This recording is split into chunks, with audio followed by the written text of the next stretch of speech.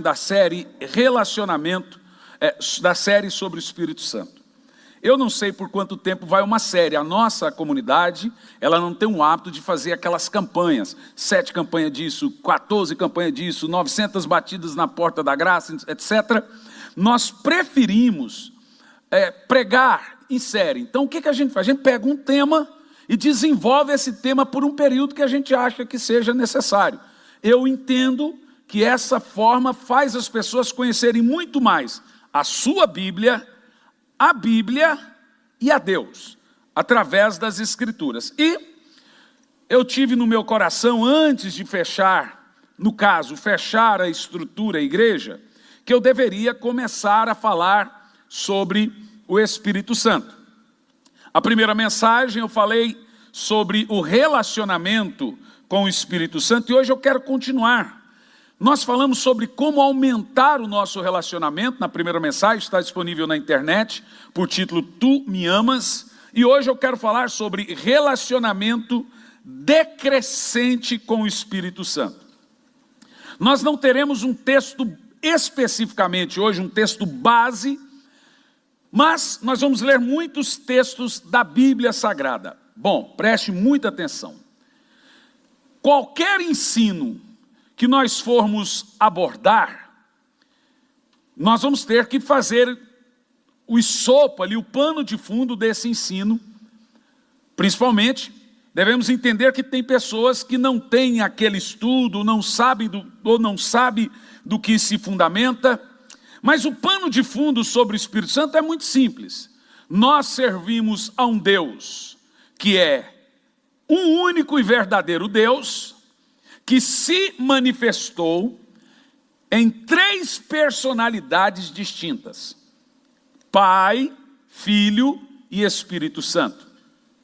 Toda vez que você ler no Velho Testamento o termo ou o codinome Deus, ali nós temos um artigo indefinido, não é um pronome pessoal.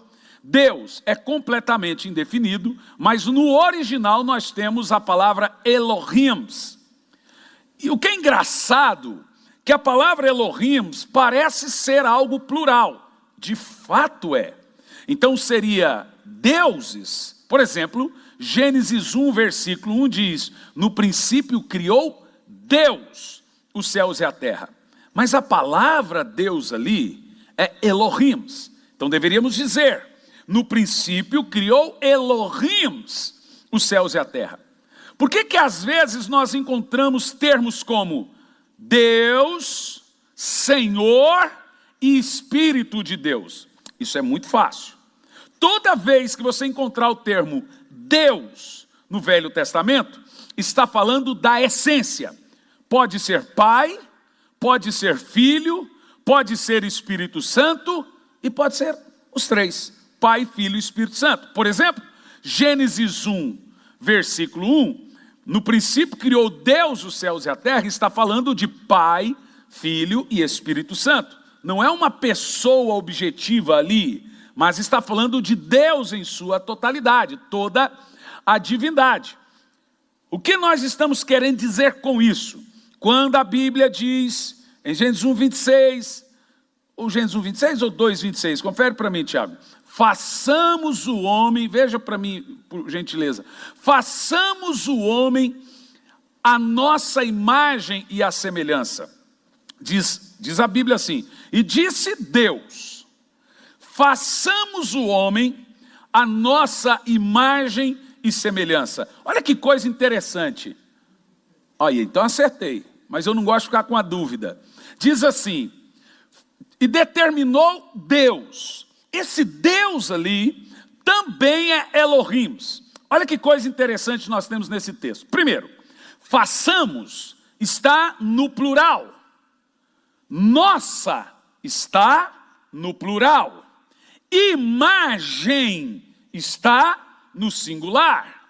Semelhança também está no singular. Ou seja, o Senhor diz: façamos pluralmente, Deus, Elohim, Pai, Filho e Espírito Santo.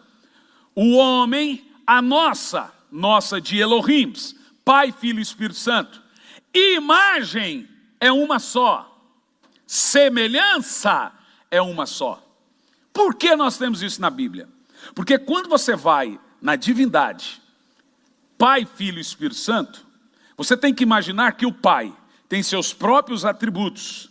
A Bíblia diz que ele é espírito, invisível e imortal. Paulo diz que ele habita numa luz inacessível, que homem jamais viu e nunca verá. Esse é o Pai. Ele é invisível, espírito e imortal. Esse é o Pai. A Bíblia também afirma que o Espírito Santo também é espírito. Então, quando você imagina Deus, não imagina Deus aos olhos do panteísmo grego, ou do panteísmo sumério, ou romano, ou babilônico, ou de todo o panteísmo pagão. Imagine Deus aos olhos da Bíblia. O Pai, especificamente, não sei desde quando, desde antes da fundação do mundo, decidiu que ele habitaria com toda a sua plenitude em seu Filho. Você quer ver?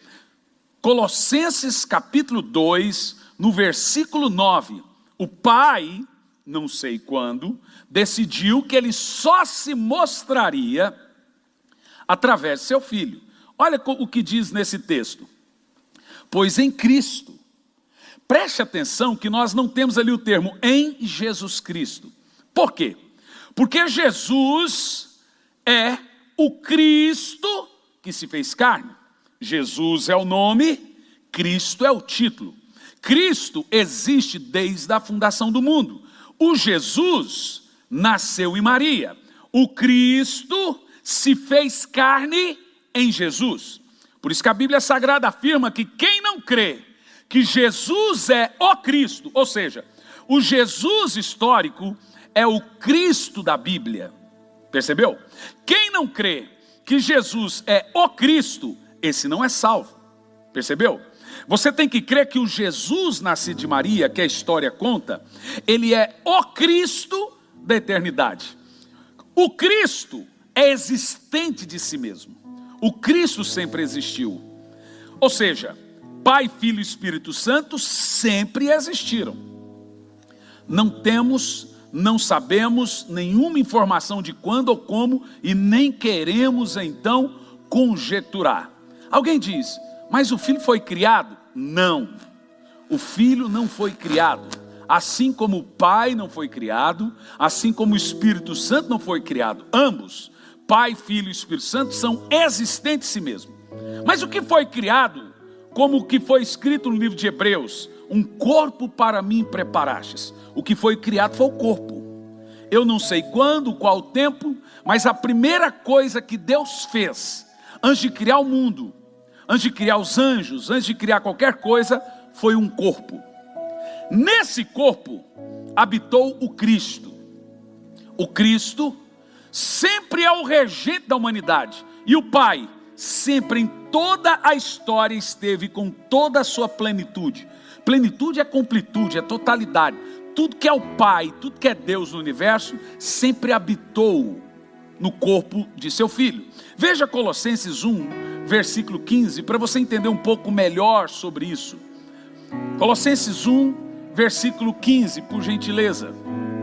Sobre Cristo, Ele é a imagem do Deus invisível. Ou seja, o primogênito de toda a criação. Quando fala primogênito de toda a criação, é que a primeira coisa que Deus fez foi a imagem que deveria ser vista dele. A imagem que é a imagem do Cristo. Efésios 1, versículo 10, afirma que Cristo, o Cristo, preste atenção, o Cristo, sobre ele, a sua volta, Efésios 1 e 10 diz, de fazer convergir em Cristo tudo quanto existe, nos céus e na terra e em todos os tempos, ou seja, todo o universo converge para Cristo. O apóstolo Paulo também diz, dele, por ele e para ele são todas as coisas. o apóstolo Paulo também diz que todas as coisas foram feitas por Ele, para Ele e por meio dele. João diz que Ele é a palavra de Deus. E sem essa palavra, nada do que foi feito se fez. Ou seja, voltando agora, Colossenses 2, no versículo 9. Quando a Bíblia Sagrada afirma que em Cristo habita corporalmente toda a plenitude do Pai da divindade, ela está falando no Cristo da eternidade. Então, ou seja, o Elohim sempre em toda a eternidade existiu.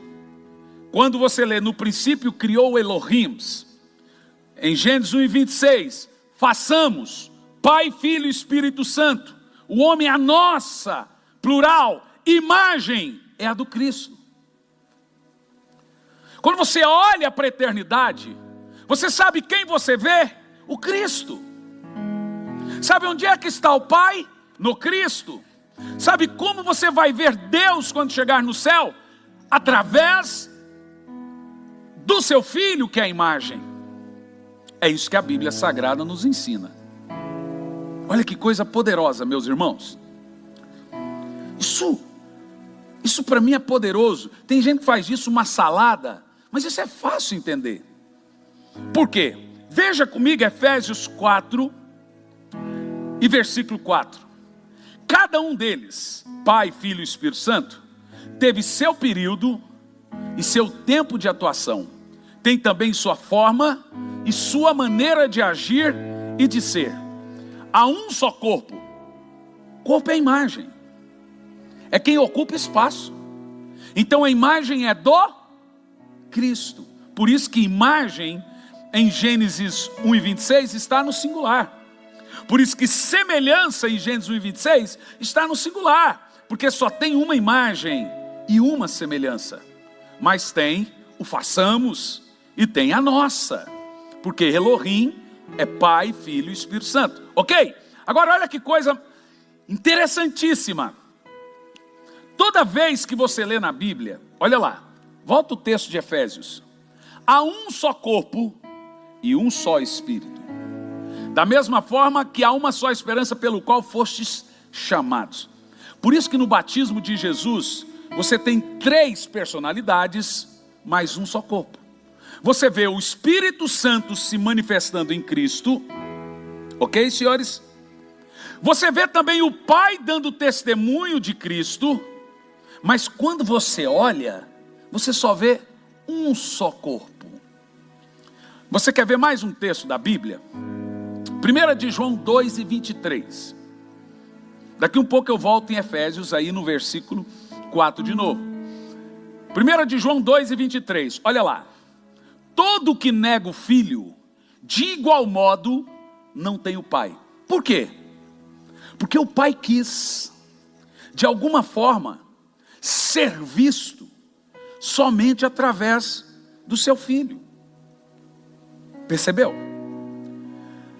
Quem confessa publicamente o Filho, também tem o Pai. Percebeu isso?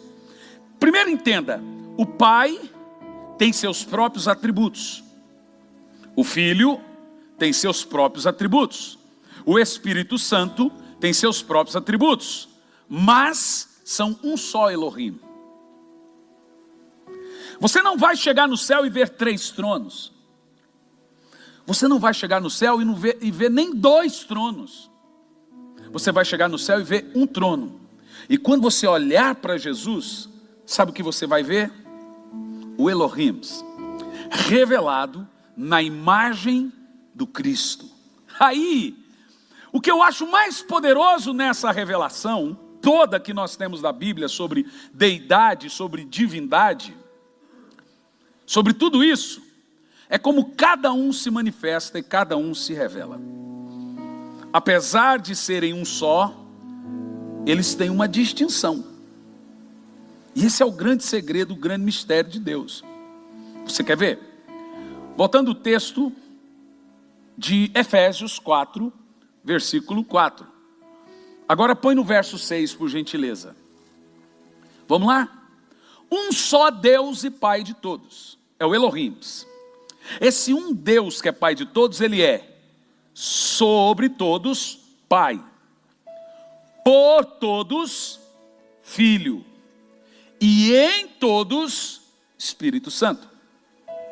Veja, houve uma época que tivemos o Deus sobre todos operando. Em uma outra época o verbo se fez carne, é o Deus por todos operando. Hoje nós temos Deus em todos operando, que é a obra e ministério do Espírito Santo. Ou seja, qual é o mistério? Não há mistério. O que existe é revelação. O que nós temos é entender os modos operantes do Espírito Santo, do Filho e do Pai. Essa é que é a grande verdade. Agora tem algo mais interessante para você entender nessa introdução, nesse pano de fundo, nessa nossa série sobre o Espírito Santo. Veja bem, põe para mim João 1, versículo 18. Olha que coisa poderosa isso, gente. João 1 e 18. Ninguém jamais viu a Deus. Esse texto é estranho, porque em toda a Bíblia nós temos relatos de pessoas que afirmam terem visto Deus. A Bíblia diz que Enoque andou com Deus e Deus o tomou para si. A Bíblia afirma que Adão andava com Deus todos os dias na viração do dia. Ezequiel afirma que viu Deus. E o seu trono tinha até rodinhas, tem rodinhas, raios e trovões, um arco celeste. Isaías, no capítulo 6, diz: no ano em que morreu o rei Uzias, eu vi o Senhor assentado no mais alto e subindo no trono. Isaías diz que viu Deus. Daniel também afirma que viu Deus. Moisés, apesar de estar da fenda da rocha, ele afirma que viu Deus. E Jacó, que levou uma paulistinha dele. Nós temos muitos relatos na Bíblia de profetas, servos de Deus que afirmam que viram o Senhor. Mas como? Se a Bíblia afirma ninguém jamais viu a Deus. Ninguém quem? Nem Moisés, ninguém é nem anjo, ninguém é nem... Paulo afirma que foi ao terceiro céu. Ninguém quem? Nem Isaías. Mas então quem eles viram? A imagem de Deus.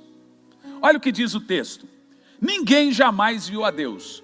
O Filho unigênito, que está no seio do Pai, que o mostrou. Opa!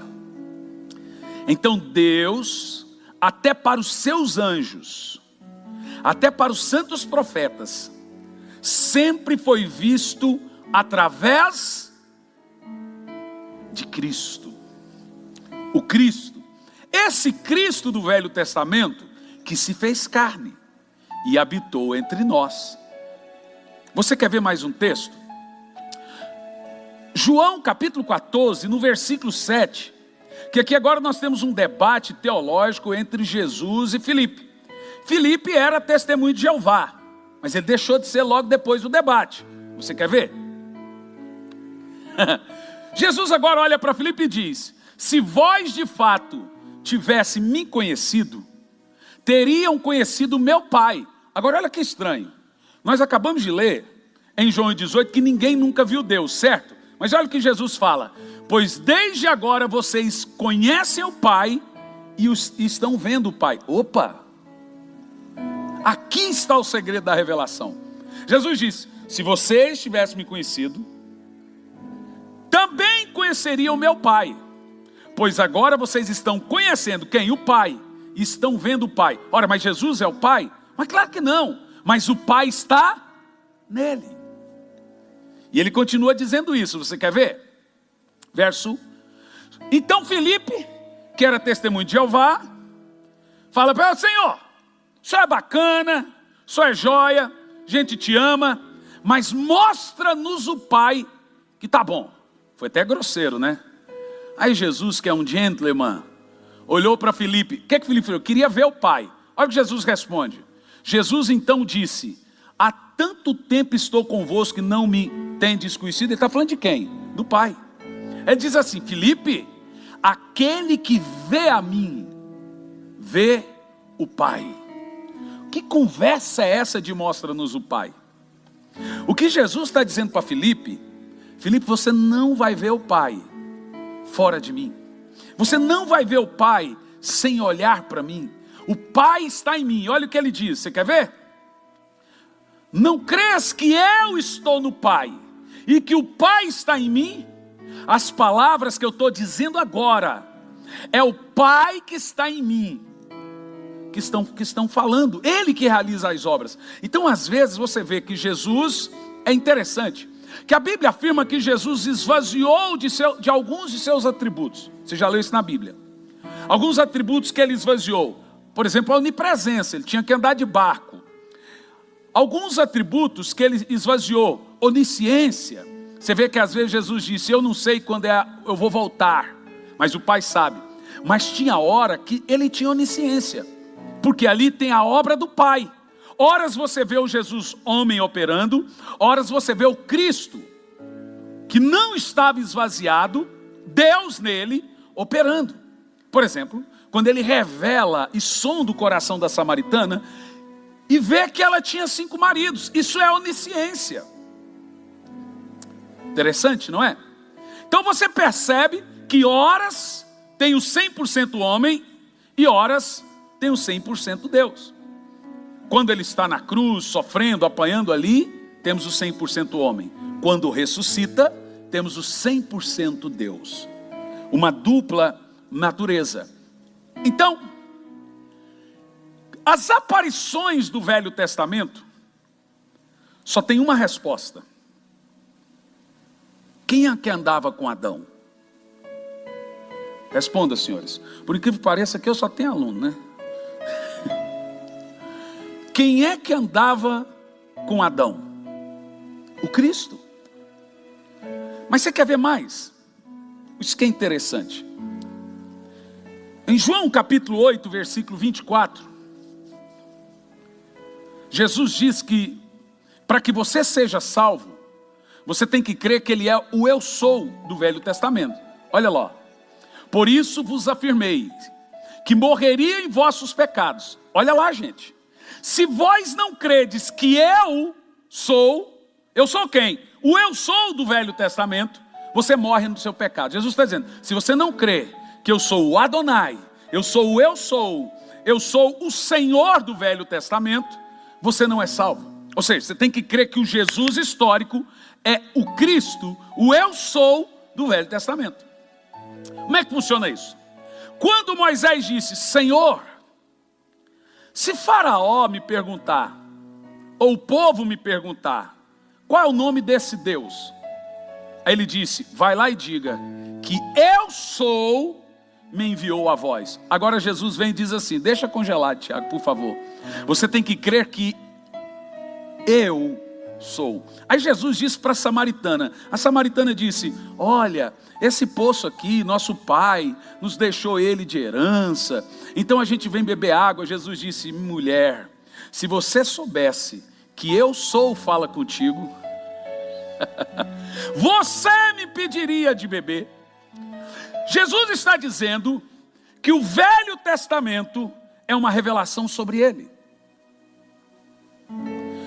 Então como é que nós compreendemos a Bíblia? Preste atenção. Toda vez que você lê na Bíblia o termo Yahweh ou Yahvé, que no hebraico é Yud-He-Wah-He, ou Yahweh e Yahvé, não tem o termo Jeová na Bíblia. Tem algumas Bíblias, mas esse termo simplesmente não existe. Tem Yahvé. Está falando do Pai. Ok, senhores? Toda vez que você lê na Bíblia os termos Senhor, está falando do Filho. Toda vez que você lê na Bíblia os termos Espírito de Deus, está falando do Espírito Santo. Percebeu? Quando você lê o termo Deus, subjetivamente, genericamente, é Elohim. é Pai, Filho e Espírito Santo. Pode ser o Pai, pode ser o Filho, pode ser o Espírito Santo. É o Pai, Filho e Espírito Santo. Deus. Quando você lê Yahvé, é o Pai. Quando você lê Senhor, que o termo é Adonai, Jesus Cristo é o Senhor. Veja, quem confessa que Jesus é o Senhor, Romanos 10, esse termo é para Israel. O que significa? O judeu tem que dizer que Jesus é o Senhor, o Adonai do Velho Testamento, para ser salvo. Tem que crer que Jesus é o Senhor para ser salvo. É o Adonai. A Bíblia diz que ele que apareceu para Abraão, tomou café e comeu pão de queijo com Abraão. Fizeram uma ceia na figura de Melquisedeque. Olha o que diz a Bíblia. Chegou na casa de Abraão 3 anjos. 2 eram de juízos. 2 foram para Sodoma e Gomorra. Abraão ficou ali insistindo. Então diz a Bíblia que ele olhou e diz assim: e percebeu Abraão que quem falava com ele era Adonai, o Senhor. Jesus no Velho Testamento é chamado de Adonai, Senhor. Ele é Senhor dos senhores, mas ele também é chamado de o anjo do Senhor no artigo definido. Quer ver? Vou te explicar como que funciona essa lógica da Bíblia. Salmos 24, versículo 7. Isso é chamado de salmo de ascensão. Eu ainda nem olhei nos bolsos aqui ainda, mas te prometo que eu vou pregar sobre isso aqui ainda, daqui um pouco. Olha lá. Levantai, ó portas, os vossos frontões, cabeça. Abram-se os antigos portais, para que entre o Rei da Glória. Esse salmo é chamado salmo de ascensão. Funciona assim: Davi, que também era profeta, ele está tendo uma visão de 40 dias depois da morte de Cristo, quando Jesus chega no céu e os portais do céu se abrem para ele entrar. Olha o que ele diz, ó. Verso em diante. Quem é o Rei da Glória? É o Eterno, o poderoso e valente, Deus forte e bravo nas guerras. Agora preste atenção que o termo bravo nas guerras ou poderoso nas batalhas é um termo muito particular de Davi. E lhe explico. Davi nunca entrava numa guerra sem que ele tivesse a visão de um anjo. Aparecia um anjo e aquele anjo guerreava as batalhas juntamente com Davi. E foi Davi que pôs o apelido nele de Senhor dos Exércitos, ou Senhor das Batalhas. Esse anjo... Love music tonight is floating, come closer to me without hesitation. Oh my heart, come here with me, hand in hand when the sun sets. Thousands of roses I give you, go home alone. Who will see the moonlight gradually fades, covering the path with you sharing a pillow. I dream like this moment of waiting, like poetry, like dream, just like when we were lost in thoughts the days gone by. Give me your hand, I'll lead you together to a dreamy place.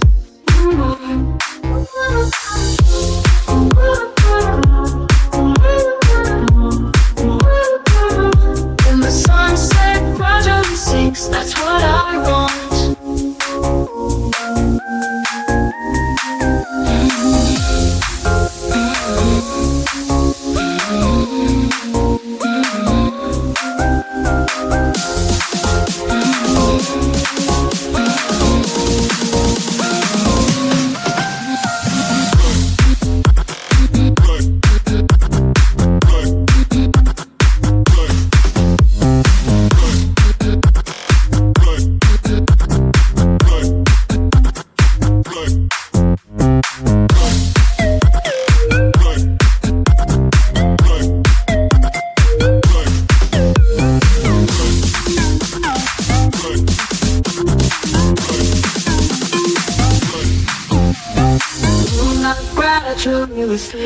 Come closer to me without hesitation. Oh my heart, come here with me, hand in hand when the sun sets. Thousands of roses I give you, go home alone. Who will see the moonlight who will see the moonlight gradually fades, covering the path if you're sharing a pillow. I dream like this moment of waiting, like poetry. I dream just like when we were lost in love, the days gone by. Give me your hand, I'll lead you together to a dreamy place.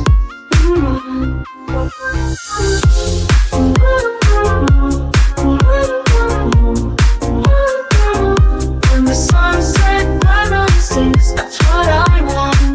That's what I want. Give me your heart, for living on lost in thoughts, the days gone by.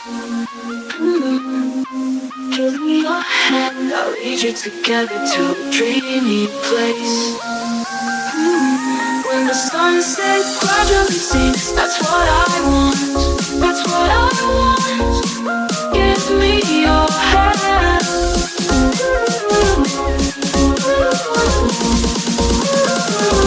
When the sunset gradually sinks, that's what I want. That's what I want. I'll lead you together to a dreamy place. When the sunset gradually sinks, that's what I want.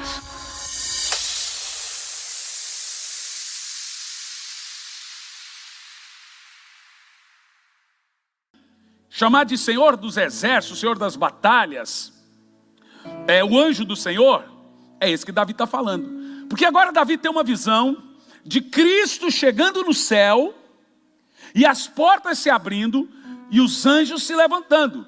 Esse é o Rei da Glória. E ele diz: quem é este Rei da Glória? Quem é o Rei da Glória? Ele disse: o Rei da Glória é o Senhor dos Exércitos, poderoso nas batalhas. Deixa eu achar um texto aqui para os irmãos, porque eu preciso mostrar isso para os irmãos. Presta atenção. No versículo 9, põe o versículo 9 por gentileza. Davi continua: levantai, ó portas, as vossas cabeças, abre os portais, para que entre o Rei da Glória. Quem é o Rei da Glória? O Senhor dos Exércitos. Aí agora o apóstolo Paulo, alguém faz uma pesquisa para mim, pastor Lorival, eu digo. O texto é o seguinte: se vós o conhecesses, não teriam matado o Rei da Glória. Se vocês soubessem quem ele era, não teriam matado o Senhor da Glória. Pastor Lorival me acha o texto, eu já coloco na tela, para você ver o apóstolo Paulo chamando Jesus de Rei da Glória. O texto aqui é um salmo de ascensão. Então o que nós temos no Velho Testamento? O Senhor, todas as aparições são sobre o Cristo, e Ele sempre foi que se mostrou e falou. Meus irmãos, se Adão não tivesse pecado, nós estaríamos com Cristo no paraíso. Esse Adão, esse corintiano, atrapalhou o nosso babado. Se Adão não tivesse caído, olha aí, ó. Você que achou, Tiago? Você está melhor que o pastor Lorival, rapaz. Você foi rápido. Você que mandou para ele, Lori. Tá rápido, hein, Tiago? Eu disse assim, ó: nenhum dos governantes dessa era compreendeu essa sabedoria. Olha o que Paulo fala: pois se tivesse entendido, não teriam crucificado o Rei da Glória, o Senhor da Glória. Então o Rei da Glória do Velho Testamento é o Cristo do Novo Testamento. Ele é o mistério escondido de Deus. Para você que está me entendendo. Agora preste atenção que isso é muito importante.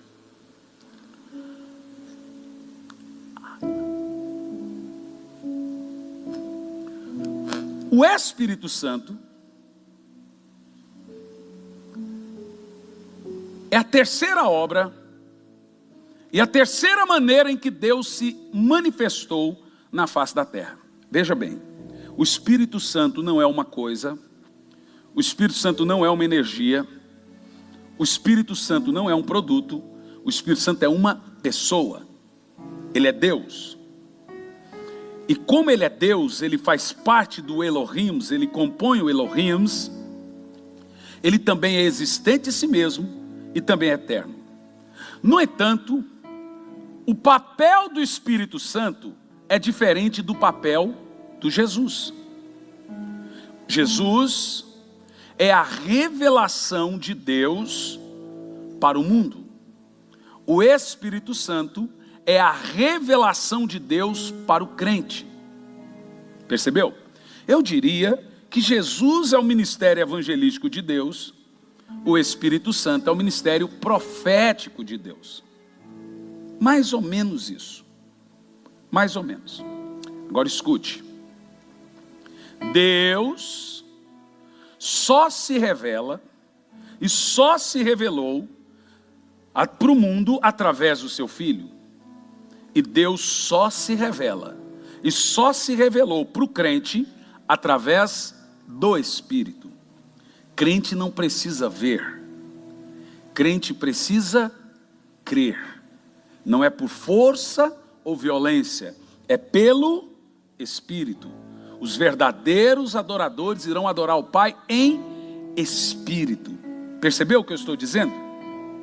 Por isso que em todas as eras, você lê na Bíblia, Espírito de Deus, o Espírito de Deus falando, o Espírito de Deus se manifestando, o Espírito de Deus operando.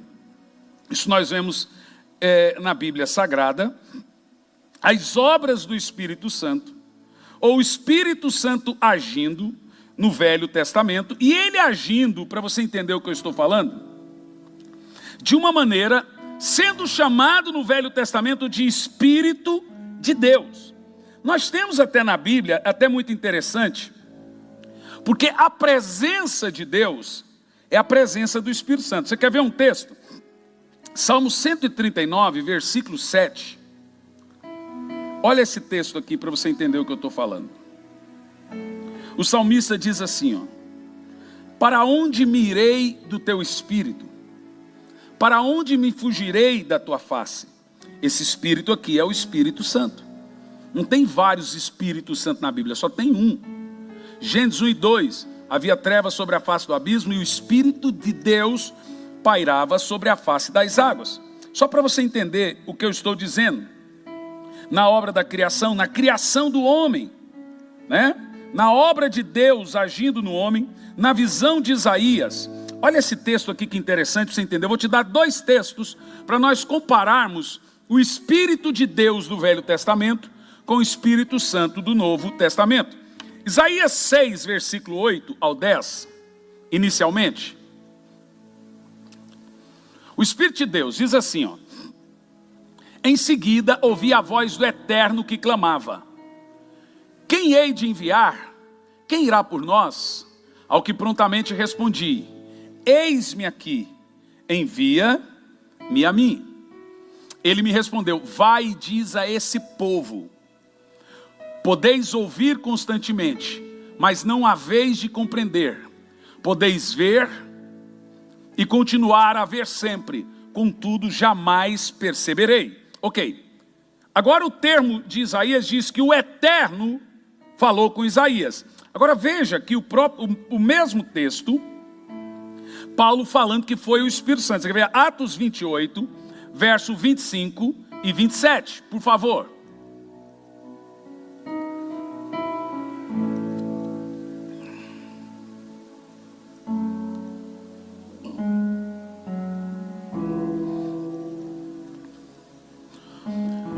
Então começaram a discordar entre si mesmos e foram embora. Logo após Paulo ter feito essa declaração. Olha o que ele diz. Ele agora vai fazer uma compilação do texto de Isaías e dizer que foi o Espírito Santo. Olha, bem que o Espírito Santo comunicou a vossos pais por intermédio do profeta Isaías. E comunicou o quê?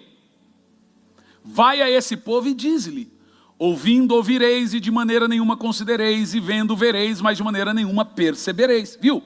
Ele compilou, fez uma transmissão do texto e disse que foi o Espírito Santo que disse.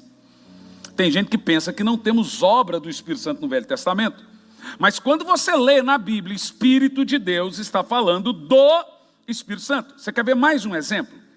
o próprio acordo que viria no futuro da nova aliança. Vamos ver aqui Jeremias 31 e 31. Quando diz o Senhor, o Espírito de Deus, Jeremias 31 e 31, diz assim, ó: dias virão, afirma o Senhor, quando estabelecerei uma nova aliança, falando da graça, com a casa de Israel e com a casa de Judá. Percebeu? Agora, veja Hebreus 10, versículo 15 e 16, para você entender. Hebreus 10, 15 e 16. E disso, igualmente, nos dá testemunho o Espírito Santo, porque após ter declarado, veja, aqui está dizendo que foi o Espírito Santo que falou, lá nós lemos que foi o Senhor, né? Em algumas versões o Espírito de Deus. Esta é a aliança que farei com eles depois daqueles dias, colocarei as minhas leis no âmago do seu coração e escreverei profundamente em sua mente. Você percebeu? Então nós temos na Bíblia Sagrada várias transcrições. O Espírito de Deus disse, o Espírito Santo é chamado de Espírito de Deus, Espírito do profeta, Espírito da profecia, Espírito dos profetas. E essa transcrição, quando vem para o Espírito Santo, nós identificamos o Espírito Santo como sendo o Espírito de Deus no Velho Testamento. Agora escute o que eu vou te dizer. Todos nós iremos passar uma fase crescente no nosso relacionamento com o Espírito Santo e uma fase decrescente no nosso relacionamento com o Espírito Santo. E aqui eu vou concluir o termo de hoje. Em Mateus 7:8, Jesus fala dessas três fases e ele diz, Mateus 7:8, pedi e dai-se-vos-á, buscar e encontrarei, bater e abrir-se-vos-á. Eu tenho até essa mensagem na internet, são as três dimensões do Espírito. Não vou falar, sugiro que você vá buscar, mas isso aqui fala de fases. A primeira fase é pedir, a igreja tem os pedintes, mas eles vão crescer e parar de pedir. Vão receber, mas sem pedir. Depois do pedir vem o do buscar e depois a fase de bater já a sua porta. Se nós não cuidarmos, irmãos, isso é inevitável, nós vamos regredir em nosso relacionamento com o Espírito Santo. Nós lemos isso em Apocalipse, na mensagem passada. Procura saber onde você caiu, se arrepende, volta ao seu relacionamento, volta ao primeiro amor. Então, aquela igreja decaiu do seu relacionamento com o Senhor. E nós vamos regredir a essas três fases.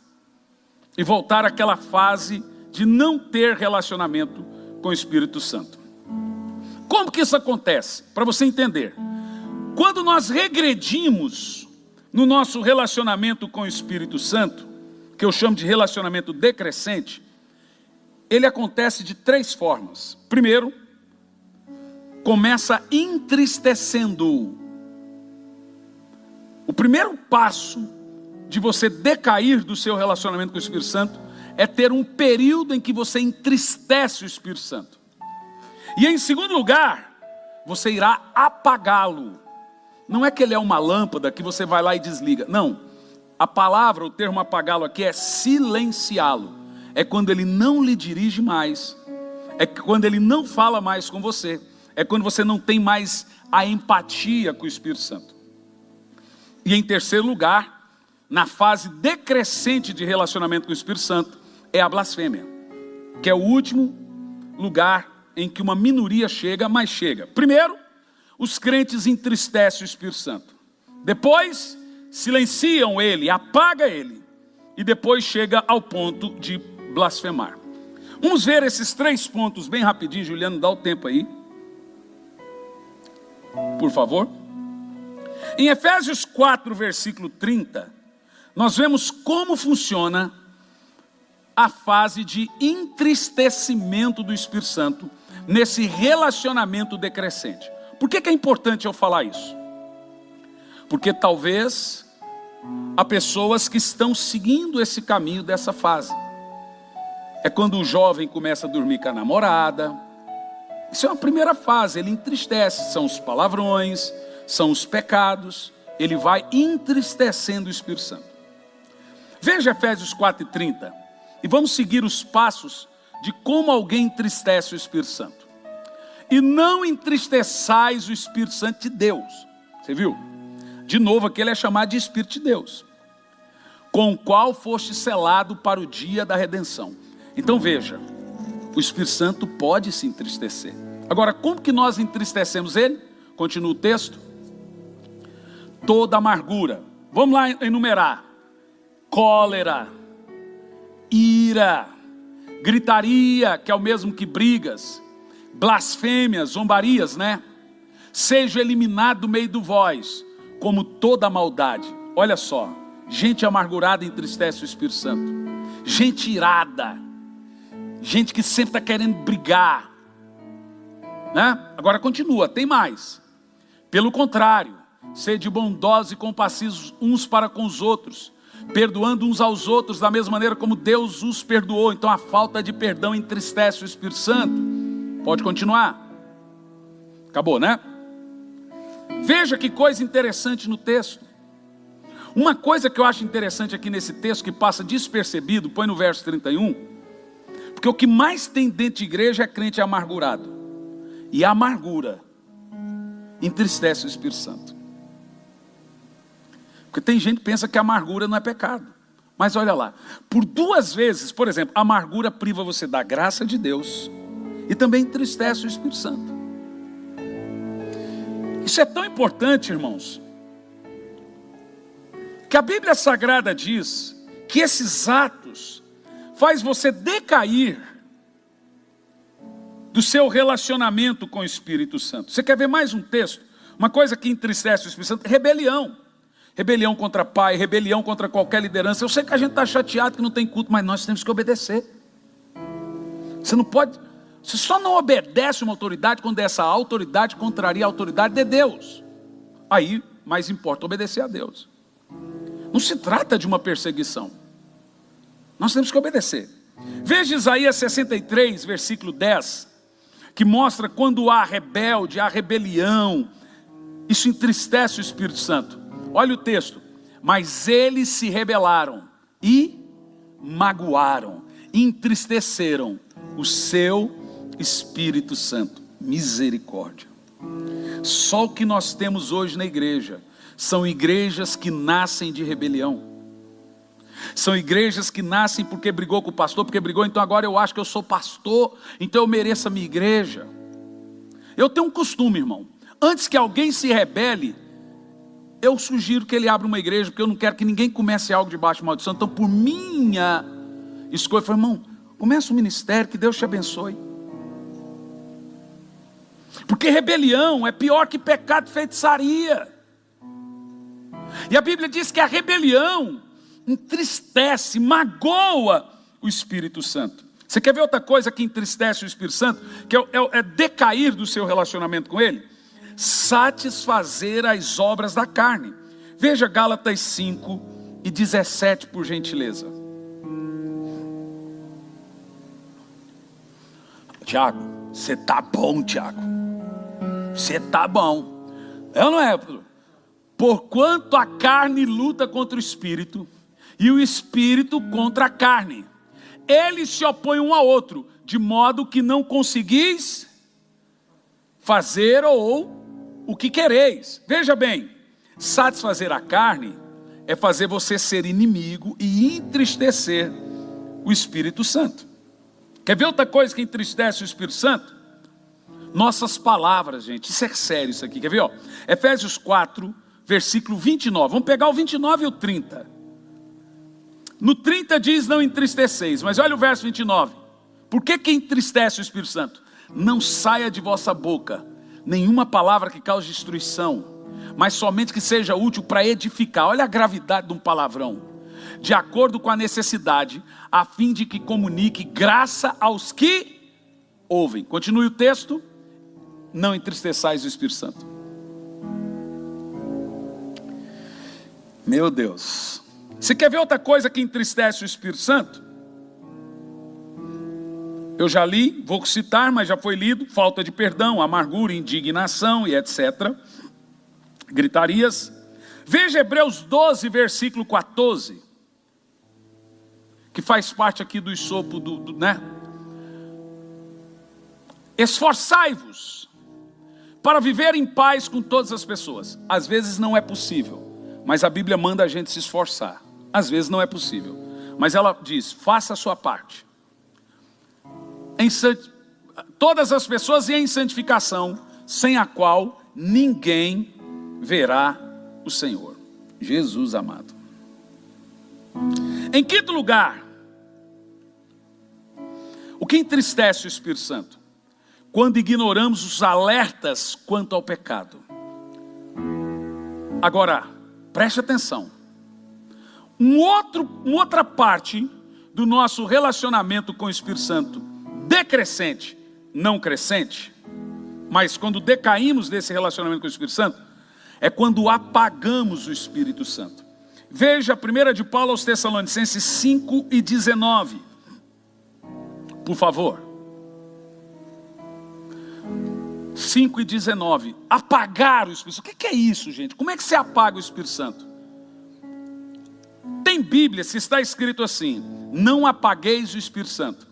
Mas eu gosto dessa versão que está aqui, ó: não apagueis o fogo, o fulgor do Espírito. Evidentemente que está falando dos dons, dos feitos, das manifestações do Espírito. Mas como é que se apaga o Espírito Santo? O fulgor do Espírito. Você não apaga a pessoa, se apaga o poder que está em você. Apaga a obra de unção, se apaga a unção do Espírito. Como é que apaga? Continua o texto. Não trateis com desdém as profecias. É muito importante eu te explicar esse texto. Toda vez que você lê na Bíblia o termo no singular, profecia, é a aplicação da palavra de Deus. Profecia é proclamar. Então profecia é a pregação. Profecias no plural são manifestações do Espírito de Deus. Tudo que é manifestação do Espírito Santo, dons, desde o Velho e Novo Testamento, são as profecias. É a maneira que a Bíblia chama as obras e feitos e manifestações do Espírito Santo. Como você apaga o fulgor do Espírito? Não crendo nas obras do Espírito, ou desdenhando dos dons, desdenhando das manifestações. É muito importante eu te explicar isso, porque quando nós usamos o termo pregar na Bíblia, ou o termo profecia aqui, pregueira, por exemplo, 1 de Paulo aos Coríntios 14, versículo 3, está falando da pregação, como eu afirmei. Sendo assim, aquele que fale uma língua, 14:3, desculpa, Tiago, eu falei 13? Acho que. Entretanto, quem profetiza, o termo aqui é quem prega, o faz claramente para edificação. Veja que é ato de profetizar. O que você tem na pregação? Encorajando e consolando todas as pessoas. Paulo diz: pregue a palavra, encoraja, consola e exorta. Viu aqui que essa pregação é a profecia. 2 de Pedro também 1, versículo 2. Pois a profecia também do Velho Testamento vem da parte do Espírito Santo. Graça e paz sejam multiplicados no pleno conhecimento de Deus, nosso Senhor. 2 de Pedro 1, versículo 2. Bom, vê se acha outro texto, porque aqui está outro texto. Pois a profecia nunca foi produzida por vontade dos homens, mas os homens, santos da parte de Deus, foram movidos pelo Espírito Santo. Olha que coisa poderosa. Já já o Tiago põe o texto aqui certo. Todas as profecias,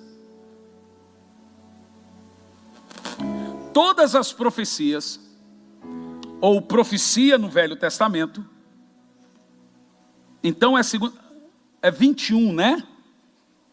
Tá bom. Porquanto jamais a profecia teve origem na vontade humana, mas os homens santos falaram da parte de Deus, orientados pelo Espírito Santo. Você viu? O Espírito Santo é o autor de todas as profecias e profecia do Velho Testamento. Poderoso isso, né? E eu concluo aqui dizendo a você o seguinte: gente, é muito fácil decair do nosso relacionamento com o Espírito Santo.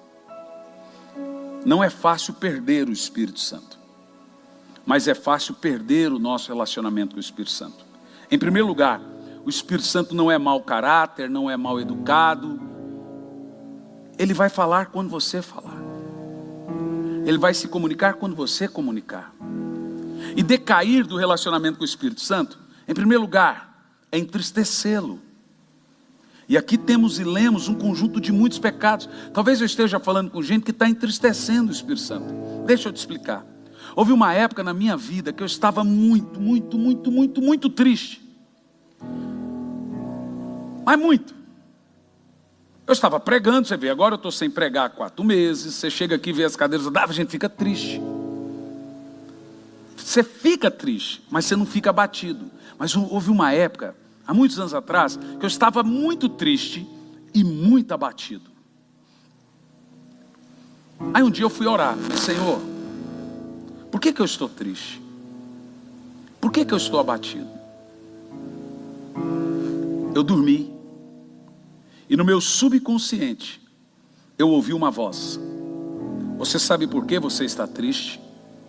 Porque eu estou triste. Sabe o que Deus estava falando para mim? O Espírito Santo que habita em mim estava triste. Triste com atitudes minhas. Algumas atitudes que estavam entristecendo o Espírito Santo. E isso também me deixava triste. Talvez nem todos, mas talvez há irmãos que estejam me assistindo, que estão tristes, porque você tem entristecido o Espírito Santo. Seja com palavrões. Quantos jovens, Tiago, você que é líder aí de jovens, como é difícil hoje você pôr na cabeça do jovem que o namoro dele tem que ser cristão.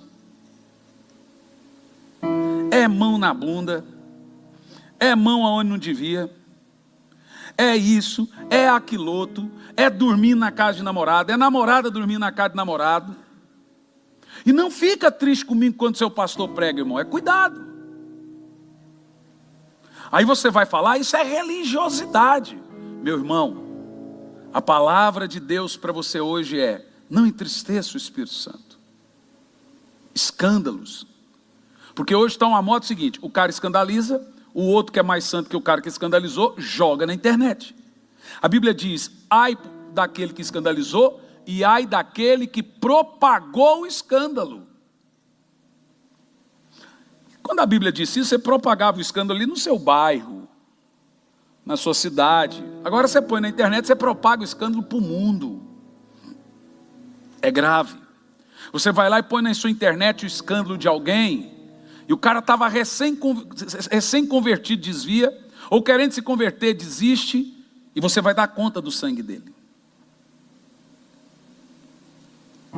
Não apague o espírito, irmão, não entristeça o espírito, não chega ao ponto lá de blasfemar e dizer: isso não é pecado nada, e começar a zombar de Deus.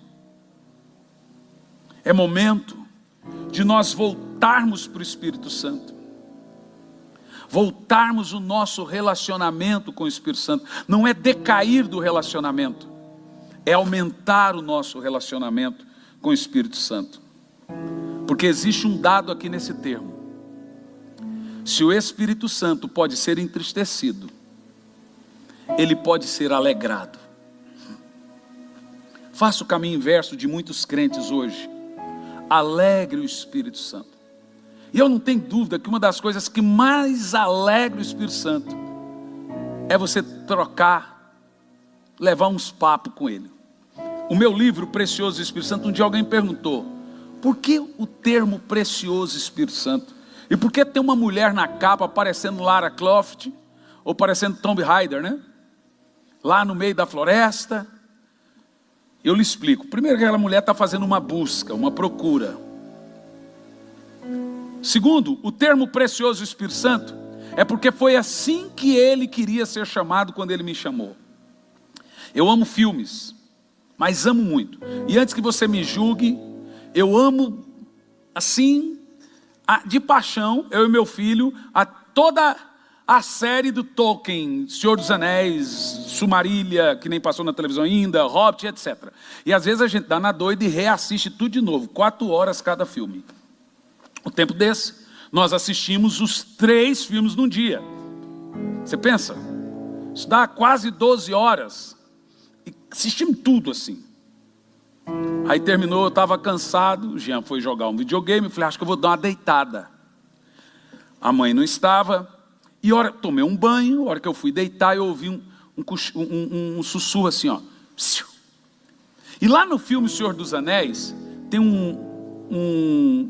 Gollum, que é apaixonado pelo anel, o anel representa o pecado, e ele chama o anel no filme inteiro de My Precious, meu precioso. E o anel é a paixão daquele ser chamado Gollum lá, eu até esqueci o nome dele, Sméagol. Isso porque eu gosto do filme, né? Eu fui para o quarto, quando eu passei no meu quartinho de oração, eu ouvi um negócio assim, ó. Irmão, eu gelei todo. Eu estava assistindo um filme, falei, nossa, será que eu confundi realidade com filme? E será que eu estou ouvindo coisa? Continuei, eu ouvi de novo. Aí eu voltei, e aquela voz falou alto e audível, sou eu, seu precioso. Falei, não, eu estou confundindo a realidade. Depois de 12 horas, é o filme. Ele disse, não é o filme. Você ficou 12 horas assistindo um filme, consegue ficar comigo por um tempo? Eu sou o precioso. O Espírito Santo estava dizendo que eu tinha que buscá-lo, igual o Sméagol buscava aquele anel. My precious, my precious. E o anel consumiu ele. Ele está me dizendo, eu sou o precioso. Daí surgiu o nome Precioso Espírito Santo. Nós temos que deixar o Espírito Santo consumir as nossas vontades, a ponto de você gritar, meu precioso, porque o Espírito Santo foi enviado para ter esse tipo de relacionamento com você. Priorize, aproveite esses lockdowns da vida, essa situação que deixa a gente tão amargurado, que parece que nunca vai acabar, né? Mas vai acabar. Mas aproveita para o seu relacionamento com o Espírito Santo, porque Ele é precioso. Eu quero orar com você agora, e aonde você está, feche seus olhos, pare tudo, feche os olhos, se comprometa em alegrar o Espírito Santo ao invés de entristecê-lo, em buscar o Espírito Santo ao invés de esquecê-lo. A próxima mensagem que eu vou pregar é: trate o Espírito Santo como uma pessoa. Ele não é uma coisa, ele é uma pessoa que está aí agora. Chame-o, fale com ele, porque ele te ama. Senhor Deus, aqui estamos como os teus servos e filhos, buscando a tua presença, necessitando da tua voz. Nos ajuda, Pai, na nossa adoração, na nossa oração. Nos ajuda a te alegrar, meu Pai, a buscar o Senhor, em nome de Jesus.